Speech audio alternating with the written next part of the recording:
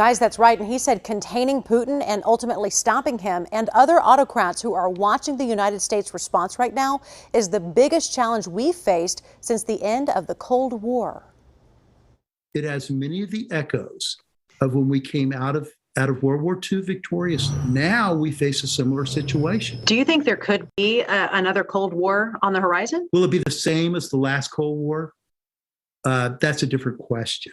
But yeah, I think we're already in what is, in fact, a significant geopolitical and economic conflict with China, and also a geopolitical conflict with Russia. Here we are, hearkening back to the choices that President Truman faced, a different time, different context, but we face the same choice now with Putin. Why does Russia want to invade possibly Ukraine? Putin views Ukraine as not a country. He views it as part of Russia, and that really it's Russian lands that are being pulled away from quote unquote Mother Russia. Dr. Larry Regans, the director at OU Center for Intelligence and National Security, also explained today's breaking news that Russian President Vladimir Putin said he would recognize 2 areas in Ukraine currently held by Russian separatists as independent. Let's say you took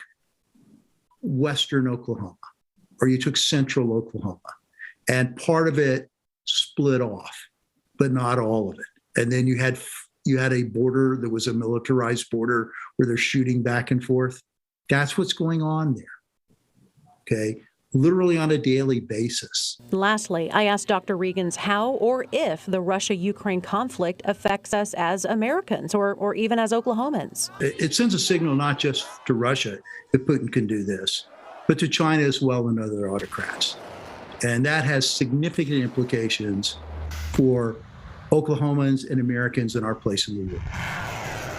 And just a few hours ago on Twitter, President Joe Biden posting, "I have signed an executive order to deny Russia the chance to profit from its blatant violations of international law." He continued and said, "We are continuing to closely consult with our allies and partners, including Ukraine, on next steps." Guys, experts I talked to, including Dr. Regans, tomorrow could end up being a pivotal day.